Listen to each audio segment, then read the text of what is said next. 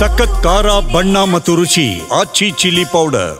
ಧನ್ವೀರ್ ನಟ ಅನ್ನೋದಕ್ಕಿಂತ ಹೆಚ್ಚಾಗಿ ದರ್ಶನ್ ಆಪ್ತ ಅಂತಲೇ ಚಂದನವನದಲ್ಲಿ ಗುರುತಿಸಿಕೊಂಡಂತಹ ವ್ಯಕ್ತಿ. ಈಗ ಇದೇ ಧನ್ವೀರ್ಗೆ ಜೈಲಿನಿಂದ ವೈರಲ್ ಆದಂತಹ ವಿಡಿಯೋ ಬೆಂಬಿಡದ ಬೇತಾಳನ ರೀತಿಯಲ್ಲಿ ಕಾಡ್ತಾ ಇದೆ. ಇದೇ ವಿಚಾರ ಧನ್ವೀರ್ಗೆ ಮತ್ತೊಂದು ಹೊಸ ಸಂಕಷ್ಟವನ್ನು ಕೂಡ ತಂದಿಡುವಂತಹ ಸಾಧ್ಯತೆ ಇದೆ. ಏನದು ಹೊಸ ಸಂಕಷ್ಟ ಅಂದ್ರ ಇಲ್ಲಿದೆ ನೋಡಿ ಡೀಟೇಲ್ಸ್. ದರ್ಶನ್ ಆಪ್ತ ಧನ್ವೀರ್ಗೆ ಮತ್ತೊಂದು ಸಂಕಷ್ಟ.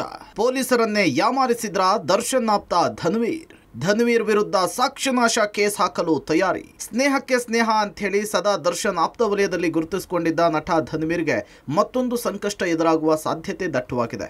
ಪರಪ್ಪನ ಅಗ್ರಹಾರದ ಜೈಲಿನಲ್ಲಿ ಕೈದಿಗಳ ರಾಜಾತಿಥ್ಯದ ವಿಡಿಯೋಗಳನ್ನು ನಟ ಧನ್ವೀರ್ ರಿಲೀಸ್ ಮಾಡಿದ್ದಾರೆ ಎಂಬ ಆರೋಪದಡಿ ಅವರನ್ನ ಪೊಲೀಸರು ಇನ್ವೆಸ್ಟಿಗೇಷನ್ ನಡೆಸುತ್ತಿದ್ದಾರೆ.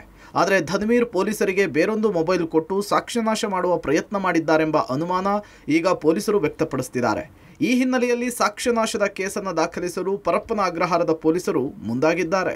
ಪರಪ್ಪನ ಅಗ್ರಹಾರದ ಜೈಲಿನಲ್ಲಿ ಕೈದಿಗಳಿಗೆ ರಾಜಾತಿಥ್ಯ ಕೊಟ್ಟ ಪ್ರಕರಣದ ವಿಡಿಯೋ ವೈರಲ್ ಆಗಿ ಭಾರೀ ವಿವಾದವೆದ್ದಿತ್ತು.